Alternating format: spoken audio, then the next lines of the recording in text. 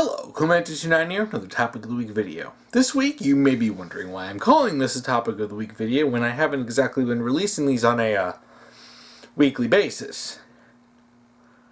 Branding mostly, but I'm going to try to get this back on track.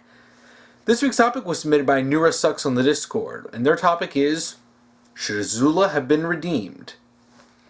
A very interesting topic, because this is something a lot of fans have been debating for years, ever since Avatar The Last Airbender ended. Should Azula get a redemption arc? Did she deserve it? Or is she just a plain old psychopath?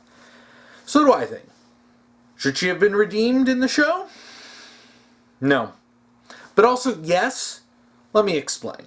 If we're talking about during the runtime of the show, during books 1 through 3 of Avatar The Last Airbender, then no.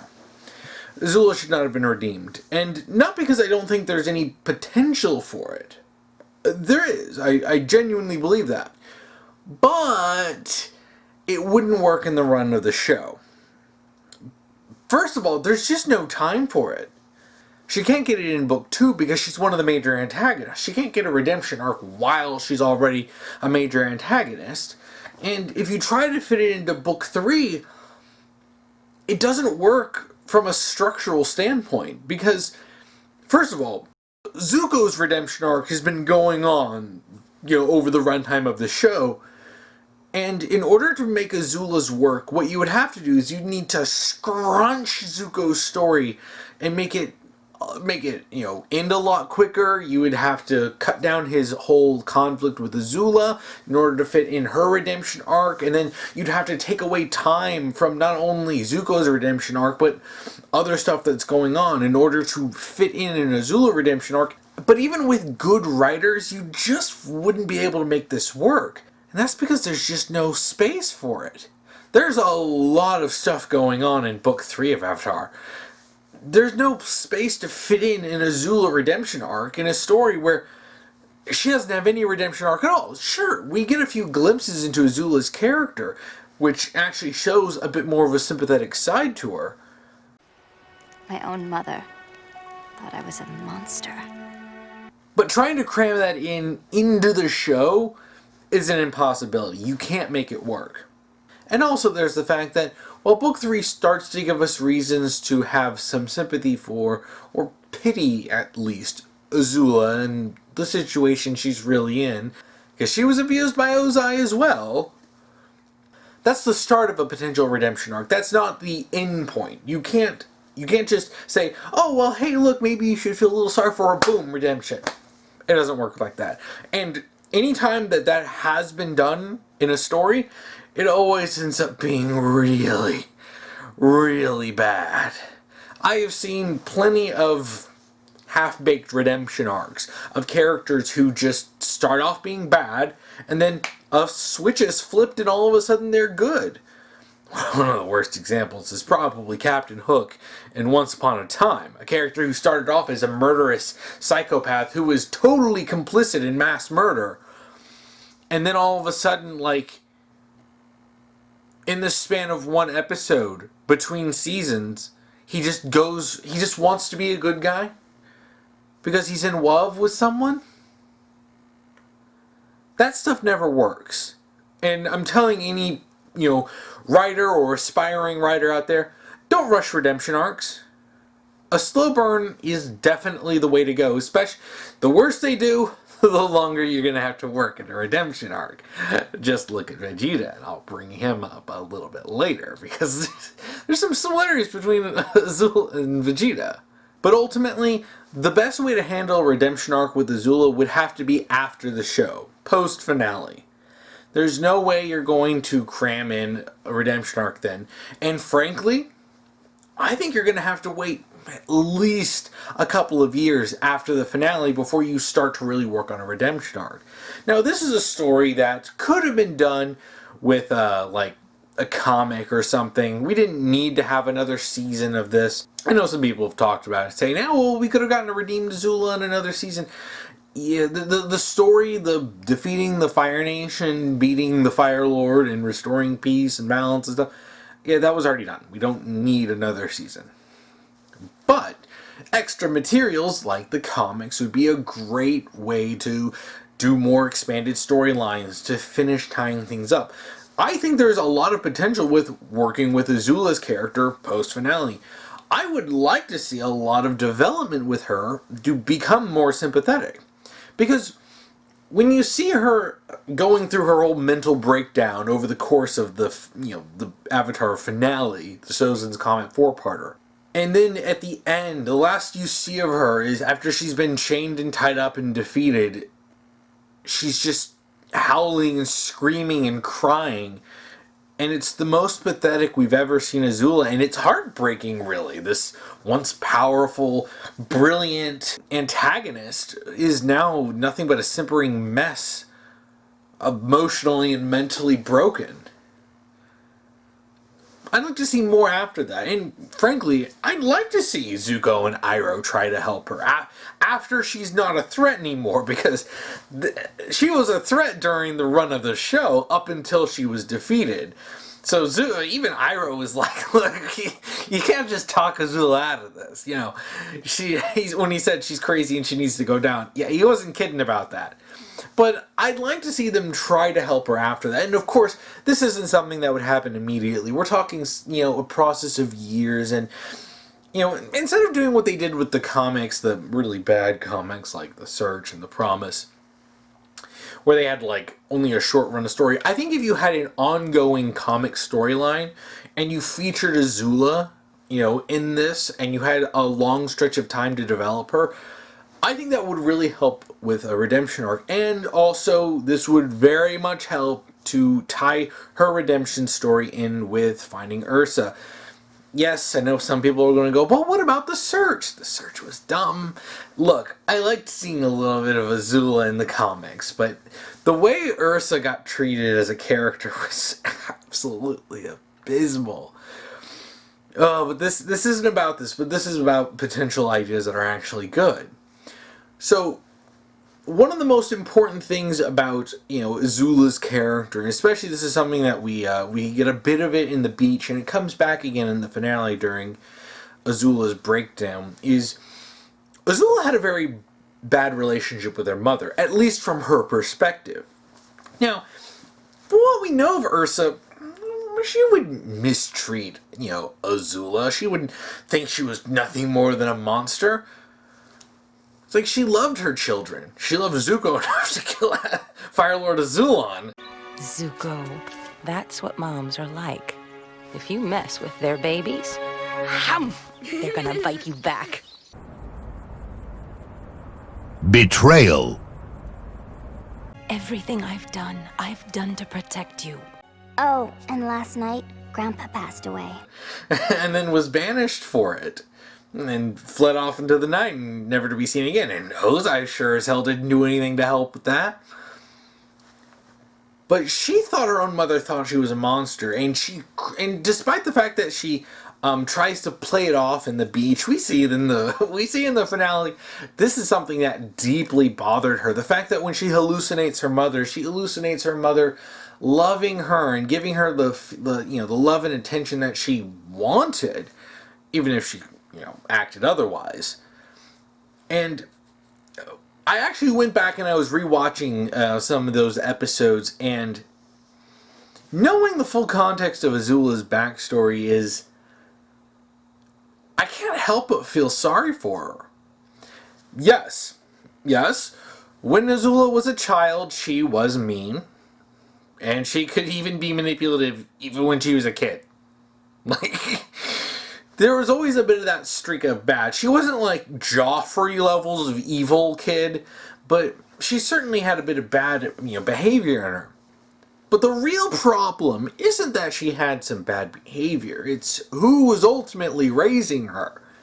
Because after Azula started showing that she was a firebending prodigy, she became Ozai's favorite pretty quickly, and then Zuko fell out of favor, and Zuko was the bad child, and Zuko got mistreated, and it wasn't until after he betrayed everyone at the end of Book 2 that he got even accepted back into the Fire Nation. And it's not hard to see that Ozai would absolutely love for Azula's power, her cunning, and her manipulative tactics to be fostered and grow, because He's a manipulative, violent psychopath. But it's talked about with Zuko that he has, two sides to him. Good part of him and a bad part of him. And those were at war with him, and he had to ultimately choose which side to go with. They represented this by the fact that his two lineages, lineage from Avatar Roku and a lineage from Fire Lord Sozin, was a path of good and a path of bad.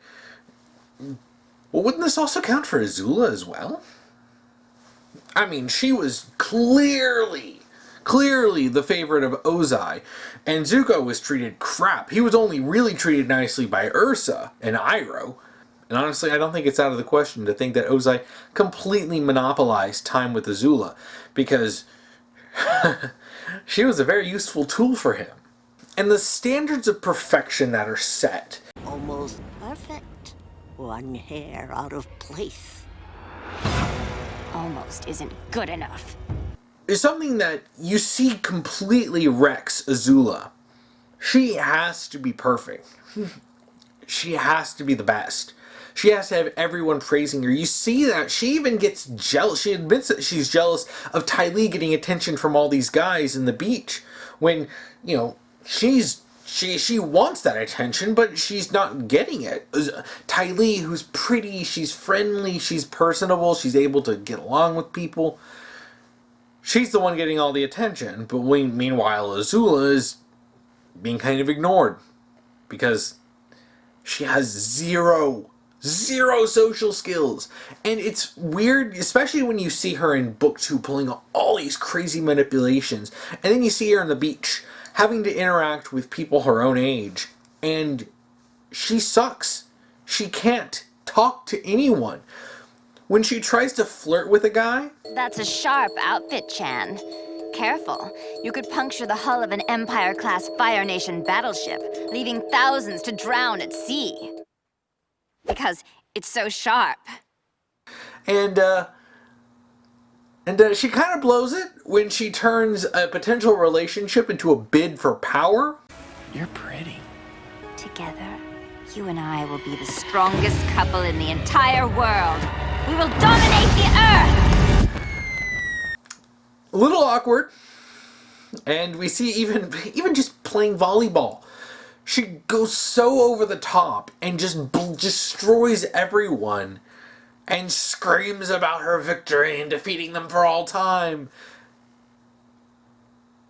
And, that's funny and all. And you watch that at first, you're like, oh, that's funny. Azula, trying to interact with people who are in age and failing it. It's all funny until you start thinking about the reasons why. Because, of course, it's not just that she's an awkward person. Zuko's an awkward person. Zuko has some social issues, but he's nowhere near as bad as Azula. Because while Azula can pretend to be friendly, when she actually has to genuinely socialize, she's incapable. Because she never learned how. Because guess what? Who was she being raised for by most of her life? Because Ursa was gone. So that one bit of possible good influence for her was gone when she was young, because Ursa is nowhere to be found after the death of Azula and Ozai became Fire Lord. Which means the only person that she had teaching her was Ozai. And what would he care about? Oh, he wouldn't care about teaching her how to interact with people. Oh, no. Her firebending, her manipulative tactics, her genius, her cunning. Those are what you focus on, and you actually see those skills reflected in the beach. When she outwits the other volleyball team, she's like analyzing their abilities, predicting, how they were going to play, speculating on a possible injury that would give them an advantage, and it's like you see the battle, the cunning, the strategist mind in her, but actually talking to people, forming a relationship when a guy was into her? None. And it really kind of makes you sad when you think about it, that Azula, this, this powerful bender, this genius strategist, princess of the Fire Nation, is incapable of talking to people in a normal way. Even with Maya and Ty Lee, she didn't get them to join her normally. She had to outright threaten and coerce Ty Lee into it. And yeah, Azula does some bad stuff, but yikes.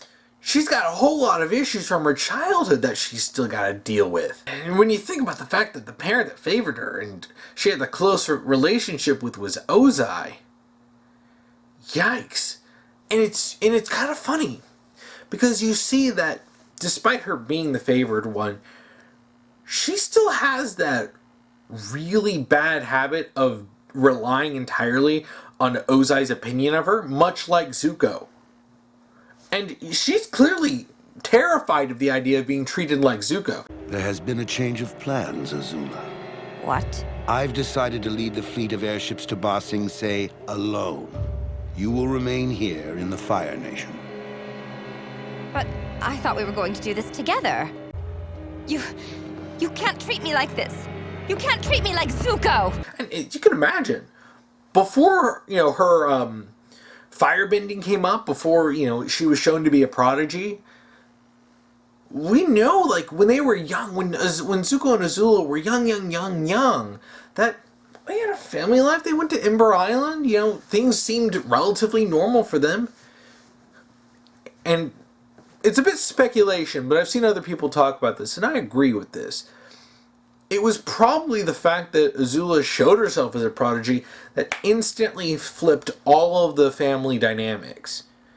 Because Zuko was shown himself to not be that great, despite the fact that he was older and he was going to be the heir. Well, Ozai didn't like him because he wasn't as good as Azula. And even though Ursa treated her kids with love, and you can imagine from Azula's perspective, and I read a really interesting meta on this, that if Azula, as a child, she sees her brother, who is, by all stretches and all judgments of Ozai, the lesser child, being treated with the same amount of love that she's being treated by her mother, she might take offense to that.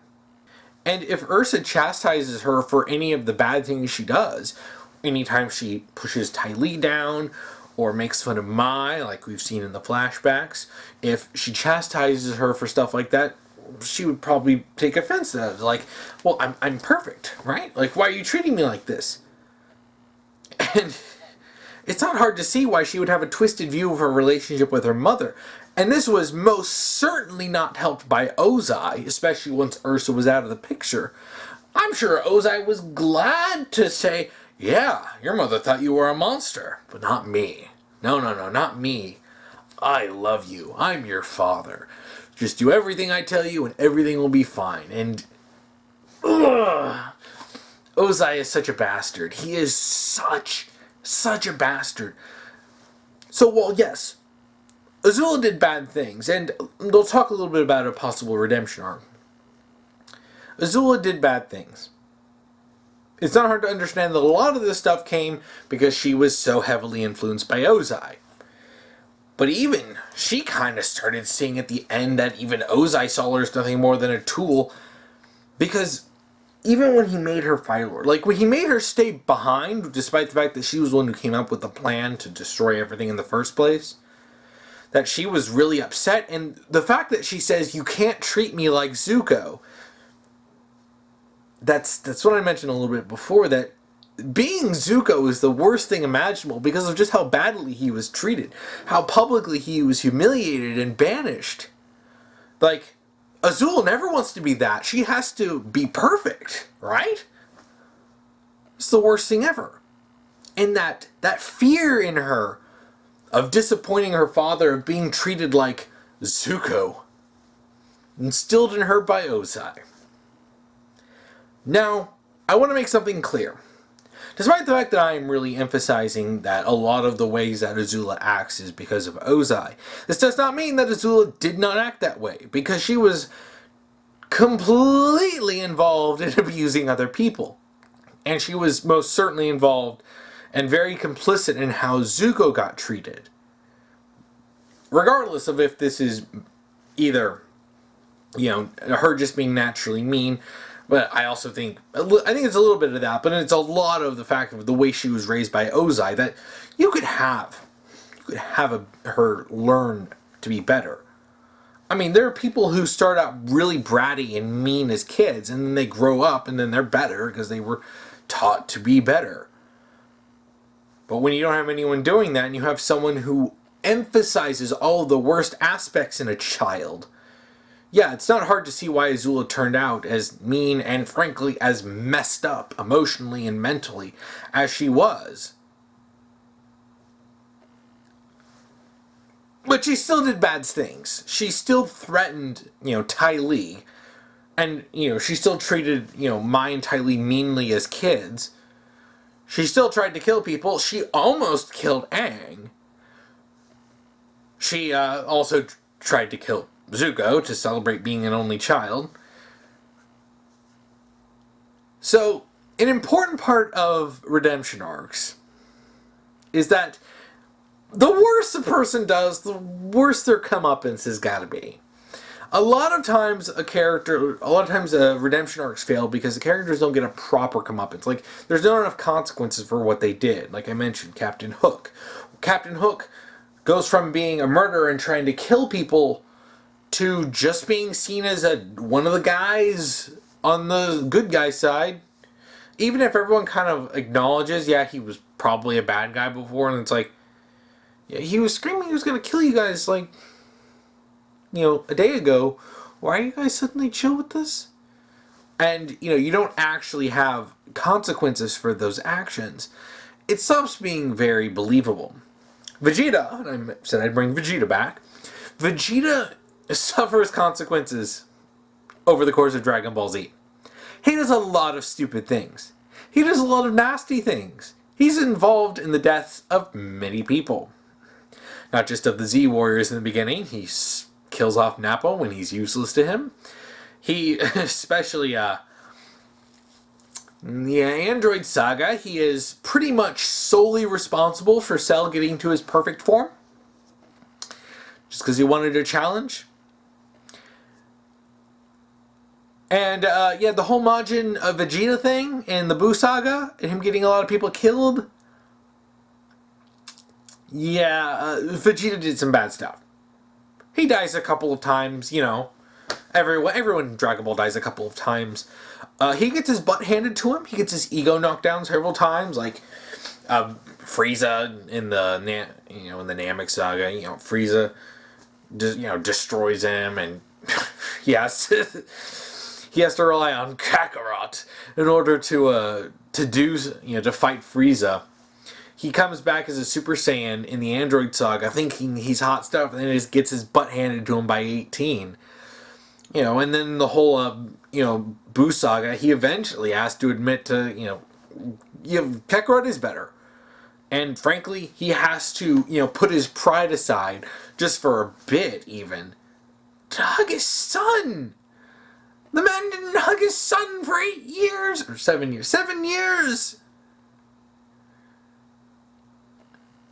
It's absurd! But Vegeta's redemption arc is very oftentimes cited as one of the greatest redemption arcs ever, alongside Zuko's redemption arc. But with Vegeta's redemption arc, it took a very, very long time. We're talking like over the course of like a decade in universe for him to ultimately get to a point of actually being kind of a halfway decent person in the Buu Saga.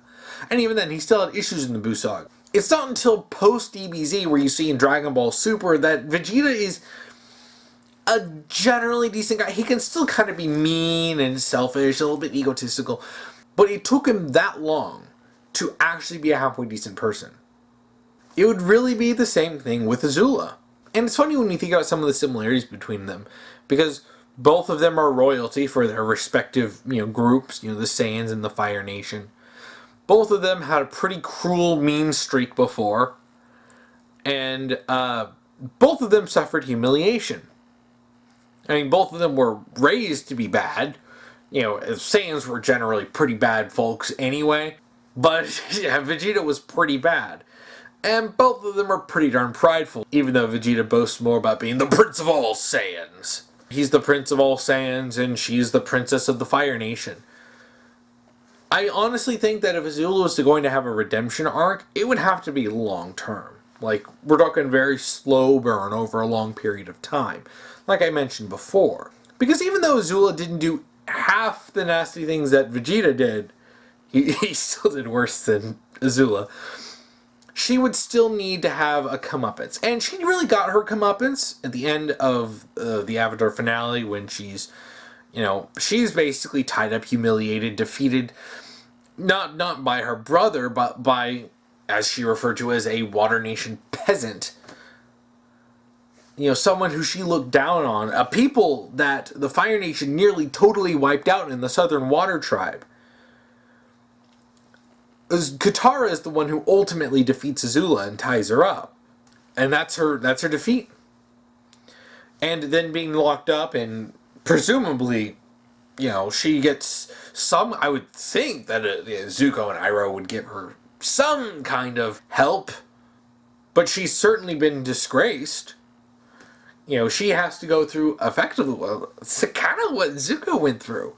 But, without the whole banishment and being treated like crap, because I still imagine that Zuko and Iroh would try to do something for her.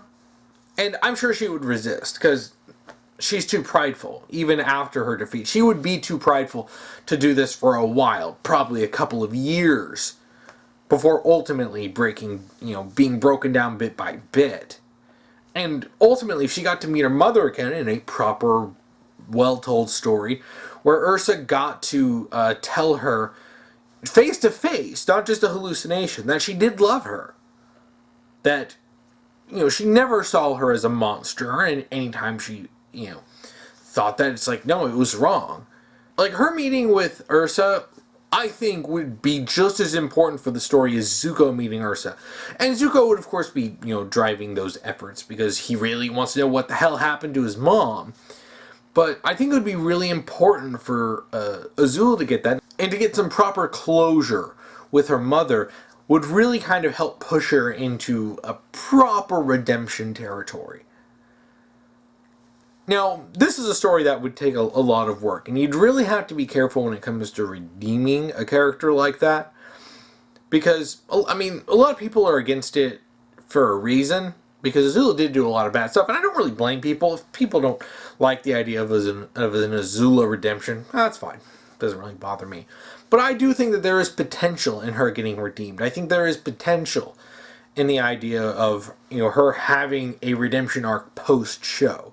And I think it would be funny to see her being like the Vegeta of the cast, where Vegeta goes from being an absolute enemy to sort of kind of a reluctant ally to actually being part of the team, but he's sort of like the token mean teammate. Even in Super, he can be kind of mean and blunt. And I definitely see a lot of Azula being that kind of person post-redemption. But seriously, if Vegeta can get a redemption arc, and having done much worse stuff than Azula, I think Azula can get a redemption arc. Of course, again, there's always the little asterisks, the little detail of well written. It has to be well written, or else it just doesn't work and everything would fall apart. But I think Azula deserves to have a chance at a redemption arc, to actually have a lot of the bad stuff, because she's still young. She's not even 15 at the end of the show. She's still young. There's still chance for her to, grow out of a lot of that, and sort of, I guess, deprogram a lot of the crap that Ozai had trained into her. And frankly, I really think Azula deserves it. I'd like to see Azula have that happy ending. And I'd like to see Azula recover.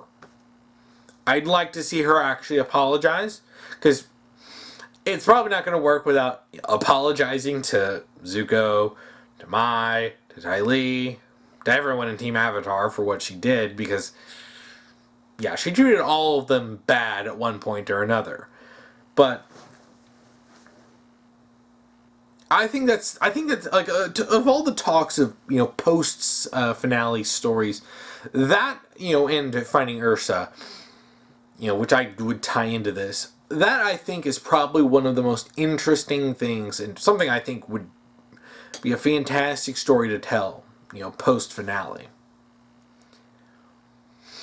Well, I think that's about it for this topic. So if you want to submit a topic to me, you can comment down below if you're on YouTube. If you're on Tumblr, you can send me an ask and put topic : and then whatever topic you want me to talk about. Or if you're in the Discord, you can submit it to me in the topic submissions channel. Just make sure to follow the rules that I'll be posting down below. So if you want to watch last week's topic, you can check that out here. If you want to watch next week's topic, you can check that out here when I get that done. So what are your thoughts on Azula? Should she get a redemption arc? Does she deserve one? Please comment down below. And thank you for watching.